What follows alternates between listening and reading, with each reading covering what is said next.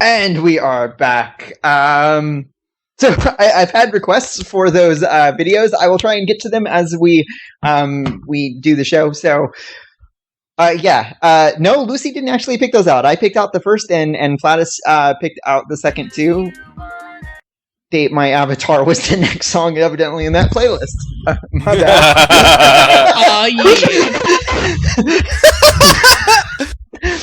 This all race next week. Yeah, we have plenty of shows coming up. We, like I said, we all have a background in tabletop RPG, so it's kind of a theme for the break this week. I love it. I found actually because I'm packing at my house, I found my old second edition books. Nice. Like, kind of excited. That is pretty cool. My friends on Facebook were talking about Keep on the Borderlands or something like that, and I'm like, oh, I think I have that. Let me go look, and yeah, total nostalgia. That was when I was playing role-playing games with my dad. So hi, Dad, if you're in channel, because I know he also watches the show. My dad was my first GM, but I don't think he knows how to operate Twitch, so I won't shout out. No, I did not get that kind of gaming from my parents. I used to have to play in secret. My mom did not like D&D. I had to do on the download. Me and my brothers actually created our own tabletop game to be able to play to where it wasn't Dungeons and Dragons, but we pretty much did all the same stuff. But it was because we made it. She was like, "Okay, it must be good. They're not corrupt yet." My dad was very much the person that was like in the bowels of El Diablo. So, yep. Still played it, didn't care.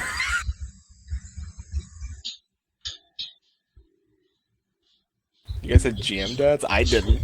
I thought you meant he did the voice, because my dad totally did voices like that. In the battles of El Diablo. Oh yeah, while he was GMing, yeah, totally. Did he ever pop out of like a Mickey Mouse or anything? My dad always did the Donald Duck voice. I can't do that. I get oh boy!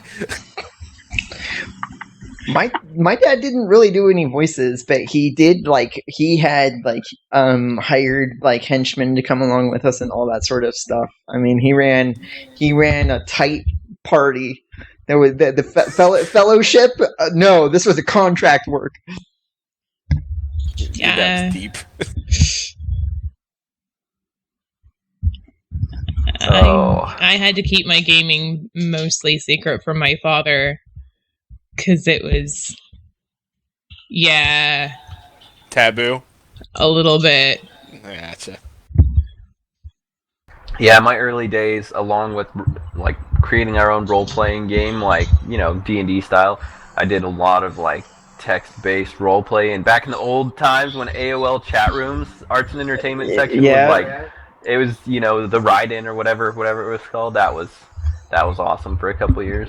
And that was in the AOL is when I first found my first text-based role-playing game, Dragon Realms, because it used to be I forget what they called it. It was the play area, and you could see all of their different games. And then that broke off and became Simutronics, and that game is still running close to 20 years later. Wow. Yeah, back before graphics. Back before they even had the thing called a graphics card. My friend, when he got his first graphics card and was playing EverQuest, he was just like, "Oh my! I had to buy the card because otherwise the game wouldn't run." And it was something about the grass swaying. I think he was big on. I believe it. If you guys haven't seen it, go watch the EverCracked documentary about EverQuest. It's really good. If anybody in chat has not seen that, it's a must see. It's too long for a break video because it is 45 minutes, or else I would have offered it up. But it is way too long. But it's done really well, and it kind of goes through the history in a great way of EQ, and you kind of a little bit of EQ too. So good stuff. I suggest. Pro tip: go watch that, and you can find it on YouTube. That's where you could probably get it to go watch it. Totally. I didn't do text-based, like MUDs or anything like that, but I did run modules during study hall for my friends in high school. See, I never did anything like that, but my high school friends were definitely my party members, and we hacked systems together because we didn't care. It was a little bit like Teenage Mutant Ninja Turtles had the rules for like playing mutant animals, and we were like, screw it, playing an elf. I'm gonna play a mutant hawk. Or yeah, I remember that was one of our favorite characters was a mutant hawk because you could get you could have basically 6 limbs, you'd have the 2 wings, and yeah. Yeah, it was dangerous for me when I was younger because in high school I had we kind of merged into a family. My stepdad had 2 sons and I had a brother that's like a year and a half younger than me, but all 4 of us were like within 2.5 years of age. So we were all in high school together, doing WWF together, like jumping on the trampoline. But when it came to games, they actually are the reason that I'm like a huge PC gamer now because I was into role playing and all that and doing the D&D, but they were like hardcore, EverCast. They sucked me into EverQuest, and we would run around the old Rallos Zach where it was like anything goes, the wild west of MMOs, and just all make funny class combinations like 4 wizard gnomes, and we'd go around and just stun lock, nuke lock people. It was terrible. Like we probably griefed people out of that game. I have regrets about my early EQ days in Rallos Zach. I feel like if you don't have regrets about your early gaming days, you didn't do it right. See, I'm pretty close to that because I had there was 6 of us. Me, my older brother. My brother is 2 years older than me, and then 4 cousins, and all of us lived within 6 blocks of one another, and we're all within 5 years of each other. Because I think my brother was a year out of high school when my youngest cousin was a freshman, but I'd say only 2 of them were role players. The rest of them not so much. But yeah, it's kind of nice having like that group already formed because even if we weren't role playing together, it was like you needed players for a pickup football game or like go to the park type stuff. Bam, done. You had an instant team whenever you needed it. You had an entourage. You were like boof. The funny thing is, my dad actually introduced my sister and I to role playing games like pen and paper games because we had such horrible competition with each other. We couldn't play any board games together at all. So he introduced us to D&D to make us work together, and it worked. There was something about that like the government of Denmark or something like that has a government sponsored LARP, Battlestar Galactica LARP on an old decommissioned warship that the people that put on the LARP event like dressed up to be like a real spaceship, right? And the reason that the government supports this type of thing is because of exactly what you just said. It teaches conflict resolution that like you can't get unless you pretend that you're in those type of situations. Plus, it's a whole lot of fun. And that's a key way to get people to learn.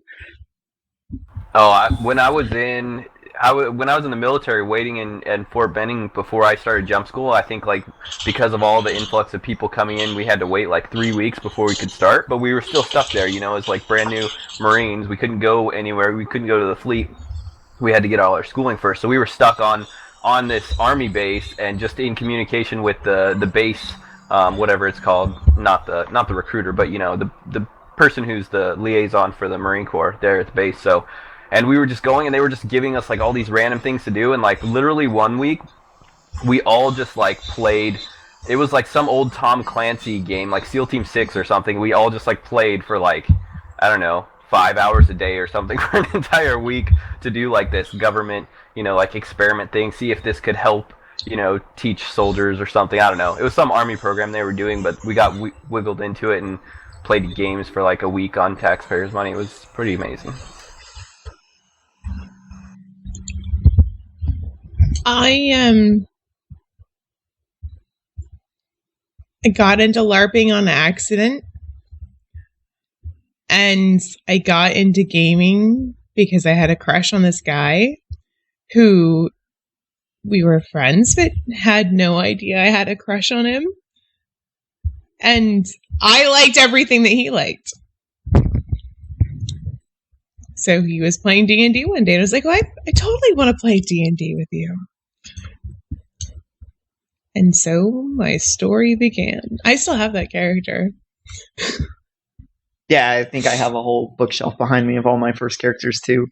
So it's kind of funny because like relating all of our pen and paper stories, one of the questions I wrote down for us all to answer as part of our show notes type thing is like, why are we here? What are we doing here? What is the EverCast show doing here? Because for a while, when the news came out that they were cutting back on the Daybreak team, the SOE team, we had no idea what that meant for EverQuest Next, and the fear, the initial reaction is like, oh my god, if there's no EverQuest Next, how do we go on and how do we do the show?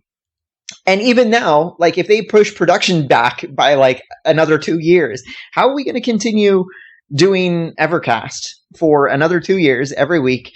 On a game that's not even drink and talk about their butts. Yeah. I'll drink to that. I tried to get into my bottle of wine and then I couldn't find my bottle of my corkscrew. Wait, we were supposed to wait to drink until we said bare butts because I've got almost nothing left. Is that one of the drinking things? Is anytime someone No, but it should be. Well, it was originally when Tanlin pulled a Tanlin. Originally, it was whenever Tanlin pulls a Tanlin, take a drink. But I mean, that's like watching The Grinch That Stole Christmas and drinking every time someone says "who." I mean, if we take a drink every time someone says "bare butts" on EverCast, it's gonna be a we'll start being responsible for people's like livers. Right quick. Oh. You'll need your guests to sign waivers for their liver and medical expenses. Right. It's like, we are not responsible for any damage or liver. Yeah. We'll start getting emails and be like, dude, like other people will be like, bro, have you been on EverCast? It's like do or die over there. So one of the things that I came back to is that when I started playing MMOs, I started playing Vanguard, and I continued playing Vanguard, which was a broken game from day one launch that got a little bit better, but for the most part, it was not the most smoothly running machine out there. But I continued playing it. I continued playing it for the year that there were no development at all on the game because of the community. And I say that a lot, but it's something that I truly believe. I could play any MMO out there on the market. I'm not restricted. I play the games that I feel like I am part of something, and I play games that my friends play. That is why I do EverCast, because I want people to know that there are other people out there like us, that are going to be playing this game too. It's important to me for that community bond to form, even if we, are we the minority in the gaming world? It feels that way sometimes because there's so much, trolling and all of the negativity that gets pointed at gaming. But we are like, I want to be a positive place for people to come and hang out and experience and game together with. And that's why I'm here. Yeah, same. Like I love doing this show every week. Even if we'd have nothing to talk about, I would still do the show just to come hang out. Look at Tanlin, Kylos, Lucy, and like whatever guests we have. I would, and it just to hang out and just hang out with the chat too. Just like if we had nothing to talk about, I'd just come here and be like, "What do you guys want to talk about?" We'll talk about anything. We'll just talk about it. And I think that's a lot of fun. I think that it drives us to be here every week. And it's kind of cool to see you guys come out and are, things like we never talk about like live, and things like we kind of care about is like our numbers have increased over time, which is great. That shows a lot of support. We have Lucy now, which is also great. Thank you, Lucy, by the way, for joining the show. Thank you for having me, even though I'm awful when I derail your conversations all the time. And I like that we can reach out to community members like Velix and a lot of other people, and thank Velix, thank you by the way for coming and doing the show. I know it's like 2 hours out of a Sunday night. No, I love it. Like, this is one of my favorite. I love the community, everything, and when you get to sit and chill with a bunch of people and just BS and talk about things you have in common, it's amazing. I'm always, you can like pull me last minute. If I'm available, I would do it. This is one of the funnest shows around there. Thank you. Thank you. We appreciate it. It's nice hearing that too, because it's like we put a lot of work into this, and we're like we always like. There's been times where we're just like we get done with the show, and we're just like, man, that was a bad show. It's like we're our worst at like we're our worst credit. Yeah, but on the other hand, I've had shows where like I stress the whole Sunday morning long, like, oh my god, the show's coming up, I'm not going to be ready, I've got all this other stuff I need to get done beforehand, and then it's always, without fail, afterwards, like, there might be, like, me beating myself up internally because I forgot to unmute my mic so that you don't hear what's going on around here, but at the same time, it's like, I am so glad I'm doing this. If I couldn't imagine doing anything else on a Sunday evening now. Mm-mm. Unless it was Super Bowl. It's true. What Super Bowl? I'm sorry.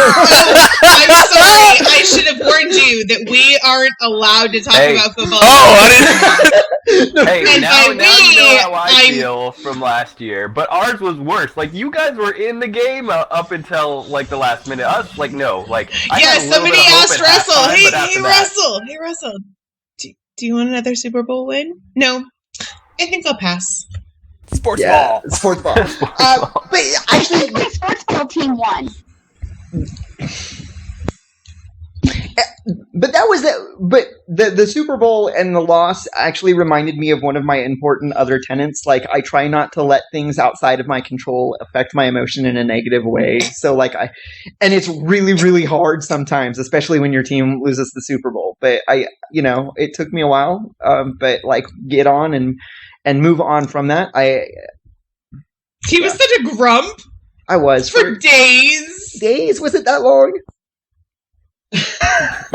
Who's Grumps? I didn't want to sleep in the same room as his was. Oh, joy. It was easier for me. We got destroyed so badly that I was like, there isn't anything we could have done right in their one play that could have changed it. It was over. I got over it pretty quickly. It was like one day of depression. Yeah. You. Corona said it right. Flatus Helsing Army won the Super Bowl. We played H1Z1. That's true. Yeah. I was there for the used car dealership on the last day before wipe. I got in and we did this huge destruction derby in the grocery store parking lot. It was awesome. That sounds like fun. Now that video that we had talked about in the first half, you guys want me to play that so that we can look at it and see what like if we think that is like them puppeting characters, or if we think that that's the Storybrooke engines. Like, this is EverQuest Next that they're displaying. How much of this is really the game, and how much of it is developer tools? So I'm going to play it. Do you not want to know why Lucy and I do this show? Because you and Flash got to answer. I just wanted to get off of talking about football. But yeah, sure, we'll turn it over as long as we're not talking about the Seahawks loss. Lucy, you can go first. Make sure I'm not pulling a Tanlin. Sorry about that. I don't think I had the right key pressed, but I haven't been doing it for as long as you guys. But and I actually have this fear of being on camera. Don't like it, but I wanted to be here and talk to you guys and kind of just like be a bigger part of the community so that people will know that it's not all, like, you see a lot of negativity on the forums, especially, doesn't matter which forum you're talking about, any forum, anywhere will have lots of negativity, and I just, I wanted to have like my little mini soapbox where I could, say my opinions, and just talk about my ideas and my hopes for the future, and my disappointments too, with people who love the games that I love and not even always share my opinion, because I like it when we disagree and there's debate. So that's basically why I wanted to be here. I just wanted to be a bigger part of the community and bring more people in and get more people talking about the games that we all love. It's because I have a crush on a boy, and he wanted to do it, so I wanted to do it. And no, that's really honestly the way that it started for me. It was something that my husband was doing, and it was something that, if he's going to do it because it's something that he's passionate about, then I want to be passionate about at least some of the things that he's passionate about. And since video games is definitely something that I'm passionate about, why not? And then it turned into really falling in love with the community. And now it's really a lot less about him and a lot more about the community and the people. And it's, that puts the game second for me. And I don't necessarily think that's a bad thing. Absolutely. And I'll speak on behalf of Chewy, who's not here, but if Chewy had a chance to speak his mind, Chewy would say, I agree with all of us. I think Chewy would say that he's been a part of He did it because he had a crush on a boy. Me. Or Tanlin, one of us. or maybe Calber. Could have been any of those three at the time.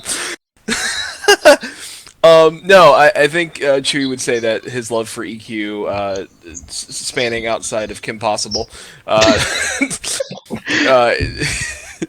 would I think that this community, he was in it, I think, way before any of us were, and I think that Chewy, even though he can't be here, would completely agree that doing this show changed his life in a lot of real ways, made him have a lot of connections in the community I don't think he would have ever had. And he would say thank you, and I'm sure we eventually will have him on as a guest as well. We'll bring him back someday, one of these days, after the craziness of his wedding that's like 3 weeks away is over. 3 weeks away, yeah. I really wish I could make it to Florida. Not that I got an invitation. We just crash it. Show up. Be the those friends that he doesn't let his other friends know about. I'd totally be that guy. I'm glad you guys, as a guest, I'm glad you guys have been doing it every week. Because when I look at the show that we do, Theory Forge, we have more people. We have so much more flexibility. You guys have been literally putting in time and effort and energy every week for way longer than us, and I guarantee a ton of the, as much as I could follow the game, and check on things and read articles or browse the forum and swim through the negativity that's all there, it just watching the show every week was a great way for me to get info and have a good time. And it was cool too to see the community, because when you're doing all that other stuff, you don't really feel the community as much. I think Twitch is really unique in the facet that you get. The community gets to all these people from Twitter that just, get to throw a punchline, a 140 character limit punchline out or something. You get people to come in and just chill. It reminds me, I don't know, maybe it's because of the old AOL days or something, but seeing all these people have fun in chat and just a group of people come together, even, just watching you guys talk about your opinions on it has been really fun over the last year. This was one of my major news outlets. Yes, the Heart, I love, but you guys, it's been fun for me. The whole year you guys have done it, and it was fun to be there for your guys' year anniversary. I think I did a tiny little spot with Chewy, and it was fun to be a part of that, because I was watching you guys, I don't think from the very beginning, but definitely I caught wind of SOE, after SOE Live 2013, a couple months after, I caught wind of EverQuest Next, and this was the source. It was this and Into the Portal, and Into the Portal was just, those guys. No, I'm just kidding. But yeah, you guys, I liked your show, and I still love it. And it's shots fired. I love that you guys are still working it. It's awesome. Oh, also, I should say, now that you mentioned that, more girls talking about games is always a good thing. So true. More cute girls. Literally, when we were expanding a little bit for Theory Forge, like that was one of our main things. We're like, we need less beards on the show because, like, women think totally different. Like it's and girls like game now like never before. Like it wasn't as popular, but like now it's you have to have that perspective in there. Like you have to have this. It's a totally different way of thinking, I think, and it's really cool because we get in our little bro groups and we we have our thoughts on things, and it's always good to get like the other side. I'm like, oh, I totally didn't think about that, and especially when you're talking, game design or anything like that, that's something that's like I love that it's finally happening. You're starting to see more women in the industry and more women designers. Pentapod always coming in and checking out the chat here. Like it's cool that that's becoming more popular. For the longest time it's been pretty guy dominated, so it's cool to see. See that I never really experienced there's no girls in the field or the gaming thing because I grew up with a sister and we both gamed. So to me, it never even occurred to me that girls don't game because to me, all girls game. Well, not all girls, but like a vast majority of girls game because I knew all of my girlfriends gamed and my sister gamed and I gamed. So I grew up not really realizing that it was sort of like an oddity until I walked into my very first game store. Right. There's a shocker. There's a shocker for you. My best friends took me to a games workshop. Games Workshop is... And I don't say that because of the people there. I say that because they have high-pressure sales staff. Yeah, but it was a strange experience being a woman in that store. Or GameStop back in the day. Yeah. But anyway, yes, I am always happy to see more girls publicly talking about gaming because there is a lot of pressure, because you don't see a lot of girls talking about it, and sometimes they get a lot of crap for talking about it when they shouldn't, where guys wouldn't get that same crap. So I like seeing more girls talking about games. You just like girls. See no denial. I think girl gamers have it really hard because, gaming in general, I mean, it's better now, but gaming in general, if you were a gamer, 10, 15 years ago, you were the nerd, you were the outcast of school, you hung out with just your little group and everybody was like, oh, those nerds or whatever, and so, people just didn't talk about it, so how do you even know, find people, yeah.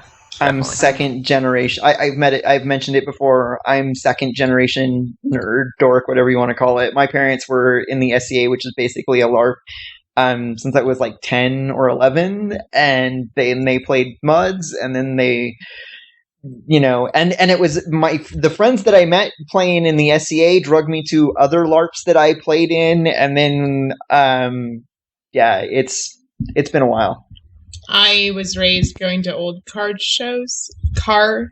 shows, and building model train sets. I have those nerd creds. You did model trains? Yeah. Me too! Oh my god! Do you remember what scale it was? What just happened? I want to say... I don't remember them, but it was it wasn't the little ones, but it was the medium-sized ones. I think it's HO or something like that. Okay. We did in scale. The little... Yeah. Yeah, see? My dad used to build all the, he built this whole table, and we painted scenery with, styrofoam and stuff. We had all the little... He did all the electric. He ran all the electric we totally built, the trees were that tall. It was great.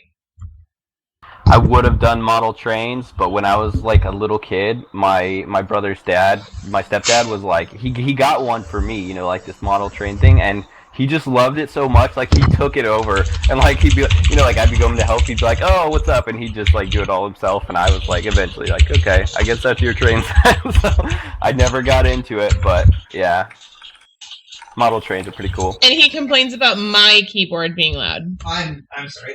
That's why I normally mute when I talk. Yeah, if you have any questions about my upbringing and my parents, you can ask them directly, and if they feel so inclined, they'll answer. Just type in chat. Because I have had confirmation that they are there watching. Yeah, there is. Oh God, I do not. I'm not going to tell my dad how to use Twitch because you don't want him in chat. Mine either. He's insane. No, so mine's not insane. It would just be awkward. Is your dad like one of those guys, like, look at my girl, look at No, well, yes, but he's also all dads are like that. He's I called him I think yesterday, and you know, we were just talking, and then it was at the point where he started talking to me about the third book of the Bible being found in Turkey that disproves all of the other stuff, and Jesus wasn't actually crucified. He's totally a conspiracy theorist, and he's crazy, and I'm gonna show him this show and see, so he can see me saying this publicly. Dad, you're crazy. I love you, but you're crazy. It's Velix. It is funny that you asked that question of my parents, because my gamer confession that was trending on Twitter a while back, and one of my gamer confessions is that when I got my first Final Fantasy game on the Nintendo, the NES, I named all of my characters in the game after my family, which included my parents, and I had to stop playing and delete the characters because it really hurt me when I let them die. Like, it was like I can't let my parents die. That's one of my gamer confessions. Oh, okay, fine. If we're gonna do gamer confessions, I have just one, and it's a big one. I have never, ever, ever played a Legend of Zelda game. Ever. Why? Because it's okay. I have a very similar one. I'm gonna take the pressure off. I have never, ever in my life played a Final Fantasy game. It's okay, I haven't either. What? Because my parents, we didn't. So, okay, fine, y'all youngins. I had a freaking ColecoVision growing up. Tell me, you even know what that is? I had one. Okay. Did they have Legends of Zelda? Did they have Final Fantasy? No. ColecoVisions did not have those things. They came out later. I was a poor kid. My gamer confession is probably the fact that my first actual owned home console was a Sega Genesis. But I did sneak out to friends' houses to play their Nintendos and Atari. So I feel like I was there from the beginning of home gaming, but yeah, I never got one for a long time. Yeah, we had to save up our paper route money to be able to buy our NES, and then there was Paperboy. I had to save up by my NES too. I bought it myself. Remember, there were 6 of us boys, all within 5 years of each other, and one Nintendo to share. Oh man, that player 2 looked pretty good at that point. Yeah, I'm not. There might have been a couple of fights. That's why I was like, that's like having your friends or your cousins and your brother in that same age rate is good, and that's cool that you have that built-in social group. But at the same time, I'll let you know I'm the smallest by a lot. I totally know how you feel. Like when the Nintendo 64 came out with 4 controllers and had GoldenEye and Smash Brothers, like that was what was played for like 2 years straight, I think, because we could just kill each other all 4 at the same time in Smash Brothers and GoldenEye over and over again. It was like all the rage we'd been saving up from having to share controllers for years. The first Nintendo I ever had was a DS. The second one was a Wii. I'm going to say something about N64s and Mario Party. I had a blister that was the size of my palm. I hated that game, and I loved that game Nintendo at the same time. Thumb. We named it. It was Nintendo Thumb.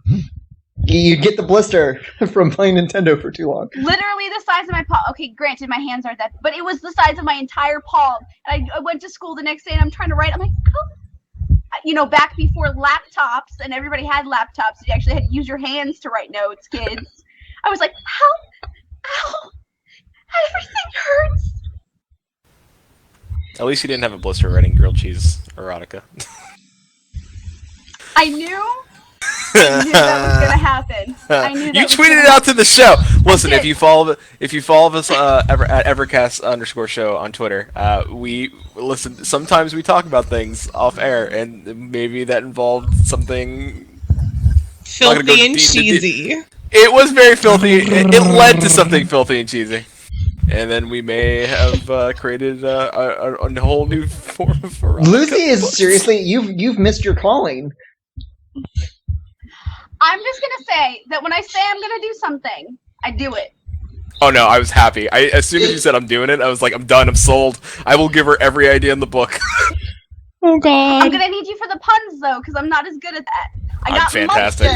I got Munster, and I feel like I used it pretty appropriately. However, and if you guys haven't seen it, you should. Don't. It's awful. Don't. You should go see it. Hashtag cheese pun. It's a case of lust. I love it. My background in game. After that, let's see. I was raised with my uncles mostly. I hung out with them, and they bought their consoles, and I just kind of played with them. So I played anything and everything. Like I played Atari. I always got the hand downs. Every time the Nintendo NES came out, I got the Atari 2600 and all the games. So I played Atari. And then when they got their new thing, I got the NES. And then eventually, my parents got me a Super NES and stuff like that. So. And then eventually got into PC gaming, but I remember playing Final Fantasy and Mega Man. Oh, I love Mega Man. That was one of the first things I ever got on my NES was a Mega Man game. And Final Fantasy, Legend of Zelda, Mario. I had a Genesis 2 that my family handed down to me, so I ended up playing Sonic. But who's me? Sonic gave me migraines. It was fast. Gotta go fast. And it was colorful. It was. So many flashing colors all at the same time. Yeah, well, that was the benefit of the Genesis, so that was their selling point, that they had more colors. When it gave you epilepsy, you actually saw it in regular speed instead of Sonic fast speed. Yeah, I was never. Oh, yeah. One of my cousins was good at platformers, but that was not me. I was more of the. I don't know. I played Contra a lot. I remember that up, down, left, right, BA start. Contra code. Yeah. Since Sega was my real first, Shining Force 1 and 2 consumed years of my life. That was my Final Fantasy basically. I didn't realize we were talking about firsts. Hot. Oh, so sweet, Mercy. We don't want to hear about your Havarti or Gouda experiences. No, I do. Sorry, I did Cubert, and the game where you smash the gophers on the heads. Cubert was so good. See, we were. It was an Atari, but it wasn't the Atari 1600 or whatever. I forget what exact version of the Atari it was, and it had. Let's see, we had Asteroid on it. I think we had Pac-Man on it, and this was cartridge that you plugged in the top, and there was I want to say it was Star Control or Star Command or something like that, but I remember you had a map that had little coordinates that you had to plot, and you would hyperwarp to them, and yeah. But that was my first system, and then a couple years later, that was when we were in Germany, and then when we got back to the United States, that's when we had to save up our route money on our paper route to get the Super Nintendo, or to get the regular Nintendo. And then my dad, he's the one who got into PC gaming, because back when SSI, that was a game developing company, they were producing just these amazing games for a PC computer. That's like the original Bard's Tale, the original Wizardry. I'm trying to think of a couple others. I know that he played, and I played a lot of Wizardry. Ultima 3, Ultima 4, Ultima 5, all of those games.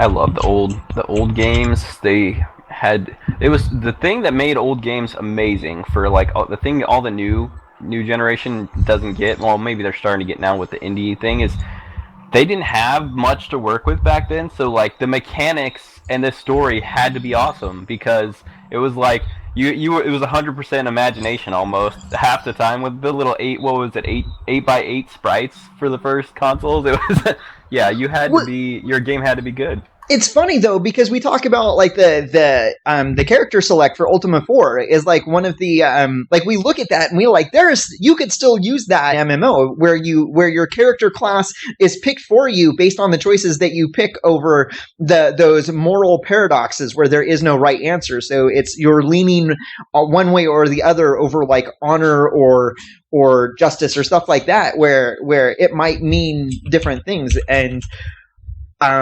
if you go to, I think it's GOG.com, that's goodoldgames.com, you can get Ultima 4 for free. It's like it's freeware. You can go and get it now, and you can't beat it though because there's a bug in the last dungeon. But you can play through it, and you can see like if you're new to like the old PC gaming experience, and you want to see what we're talking about, go ahead. It holds up extremely well. I'm going to give you a hint that it is one of those PC games that you play with a notepad next to you and you write down things that people say because you'll have to look it up later. You might have to draw out a map of a dungeon because there is no in-game map. And that's great experiences doing those things. Daggerfall was like that too. Daggerfall was like that, yeah. He all of his video games he takes notes on. Don't let him fool you. And spreadsheets. I'll pop it up. Like console game that I can remember like drawing out dungeons for was this Nintendo game called Dragon Warrior, and it was so much fun. It was so much fun. Like, but you could only play as a dude. That's it. You could only play as a guy. And I remember one of the best things about that game was that you went and you rescued the king's daughter, and she fell in love with you, and then you carry her back from the little cave where like your little sprite carries her little sprite back from the cave where you found her all the way to the kingdom, right? And then you go into the throne room and she gets on her. Sorry, spoilers if you haven't played it yet. I'm so sorry. If you haven't played this game. She like goes and sits on this little throne next to the king, right? And if you talk to her, there's only one set of dialogue that she has. It's "Dost thou love me?" and it's yes or no. And if you hit no, she says, "But thou must." And then it just comes up with "Dost thou love me?" and you can't get out of the conversation unless you say yes. You have to say yes. And yes. it doesn't matter how many times you tell that bitch no, she will still say, if you say yes, "Oh, I'm so happy." It's like, did you not hear me? I'm just saying this to shut you up. She doesn't care. Oh, that's pretty normal. Studio ran out of money for alternate endings. They're like, that's awesome. Yeah. So here is the here is my spreadsheet for gear that I need to roll on for Highmall in Warcraft. And this is my spreadsheet over here for. Well, she's teasing me about it, so I gotta show it, right? This is my achievement tracker and spreadsheet for Warcraft because I'm an achievement chaser. Whore? I didn't want to use that word. I did. Camlin, you're the reason I go into WoW and roll on gear that is just not even my spec. Loot. They have personal loot now. Yeah. Well, yeah, they instance the loot too. I know. They're patching everything now. Yeah, they had to make it more friendly because hunters would roll on everything. Oh, it's a one-handed sword. And druid. I can use that. Oh my god. All right, real quick, I know we gotta go soon, but I was gonna say, like, the one thing that I kind of miss that newer games just do automatically that older games, like, because I feel like newer games question the intelligence of their players. There were older games, like in Mega Man, like, there was no pop-up that said, use the directional pads left and right to go left and right, and this is jump. Like, you didn't have things that told you what to do. You had to figure it out. If you saw a monster coming at you, you're like, I'm running back the other way, I'm running back the other way, and then you're like, I hit all the buttons until you figured it out. Like, what you did. It didn't. There was no tutorial. And I think that is something that I think, like, in certain indie games don't really have tutorials. Like, Shovel Knight did a fantastic job of this. I think Shovel Knight is beautiful, and I think that was, like, one of the first times I was like, Kickstarter did it right. They did. If you've not gone out, like, next time it's on sale on Steam, go do yourself a favor, go get Shovel Knight and play Shovel Knight, because it is a beautiful, like, retro indie game, and it's fantastic. And I'm pretty sure if Legendary Neurotoxin's in here, Legendary Neurotoxin's going to be like, yes, go get Shovel Knight and play Shovel Knight. Because it is one of those games. Yeah, he recommended it to me. I was trying to acquire a second language, German, and you can download the German language version of the game and have them talk to you in German. I don't remember. I think it's just text dialogue. I don't think there's audio characters speaking. But yeah, it's a pretty fun game. Not my thing, but that doesn't make it a bad game. Yeah. Like Cadavar said, back in my day, there was no YouTube to show you how to beat Mother Brain. Hell That's yeah. Well, there were strategy guides that you could go and there buy. There were, but I don't know. Like Bad Wolf Girl, like grid paper maps I drew while playing Wolfenstein, showing every single thing in game. Like, that was the way to do things back in the day. You didn't have, like, you had to figure it out yourself, and it made you like, when you figured something out, like, especially if it was like a puzzle that you like say in any game, or like Legend of Zelda, where you figured out, like, the puzzle to the dungeon and you figured it out on your own accord without the strategy guide, you felt so smart. Like, you were so proud of yourself. And, like, I know I'm gonna go over with this, but I think, you know, if I could give, like, one thing for EverQuest Next, like, please, like, if you put puzzles in the game, like, I would love to see, like, don't question us as, like, we're intelligent people. Like make me think. Like, if you put puzzles and things I have to solve in the game, to, like, please put it in there. Like, make me think, make me not have to look up a strategy. Like, I would love to see that stuff. Like, I think that would be really cool. I think if it's a fantasy game, there should be traps, there should be puzzles. I should have to figure things out. I should have to use my brain. Like, I shouldn't have to just click buttons and slam things and kill things. I think I would be interesting to For anybody that played the original EverQuest, it was really cool. Before, they've changed it since then, but at first, when you would talk to an NPC, they would give you a line of text, and there would be no indicators as to what keyword would activate the next line for that person. You'd have to, like, think about what they said and respond in a, you know, logical answer that you would contain the keyword, and they would respond back, and it would continue it on. But now, like, they have the little, it's bracketed and highlighted in another color, like, you know the keyword. But that was something I loved about the original EverQuest, and I hope they do something like that with EverQuest Next and the new type of whatever new mechanics they're using. I hope you have to actually, like, pay attention to what the NPCs are saying to achieve things. Yeah, I hope there's never a boss fight where you have to look up the strategy before you go in order to know how to win. I don't want that. Just for sake of redemption, I'm currently I bought a DS and Zelda. Which one? Did you really? Yeah, I'm looking at them right now. I am going to buy a DS, and I will buy a Zelda game. And the reason I'm saying this is, please tweet me, or something, and tell me, like, what game do I get? Which Zelda game would redeem my geek card? Original. I'll help you with the Final Okay, and what console do I have to go hunt down for that? I will help you with the original Final Fantasy. Yeah, I will help you with the original. I wasn't going to say emulate that, but I will help you with the original Final Fantasy game. Wink, wink. We could talk. We could talk after the show. We could talk after the show. Raspberry Pi. We could talk after the show about certain things. Anyway, I wanted an excuse to buy a DS. Okay, then you guys. My DS is pink. I still say get a DS because the Raspberry Pi can't do everything. I found a purple one.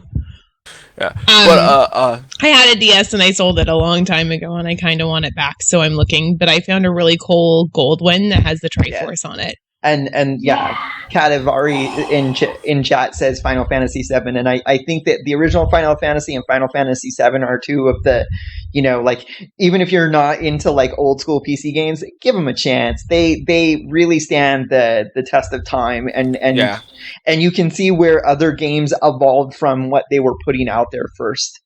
Do I have to play Final Fantasy to redeem myself as well? Is that what's happening? Seven. Do seven. seven. You get seven. You get 7 on Challenge Steam. It's cheap. You get 7 on Steam. It's got cloud saves. It's got all the things. Go do that. 7's Somebody fantastic. in chat gift her with 7. She must be redeemed. I will go find it and buy it too. Cool. Yeah, it's really good. Yeah. We're done, right? Yes, yeah, we are at the 7 p.m. Pacific, 10 Eastern. That's normally when we cut off the show. If you've been following along for the full 2 hours, and you haven't already, hit the follow button on Twitch. We have a YouTube channel. It's EverCast show, EverCast _show. EverCast _ subscribe show. to us there. Find us on Twitter and follow us on Twitter. We appreciate all of that. We love interacting with our community. You can tweet at us individually or at the show. Velix, thank you for being our community special guest for yes, thank you for the week. You can follow him at Velix. You want to promote Theory Forge and 10 Ton Hammer and EQ Hammer? Yeah, if you guys want to check it out, everything's kind of going to 10 Ton Hammer, so 10tonhammer.com is where, I'll put it in the chat, is where all my written content is. That's primarily what I do, but for fun, like these wonderful people here, we also put on a weekly show on Theory Forge every Friday at 5:30 Pacific.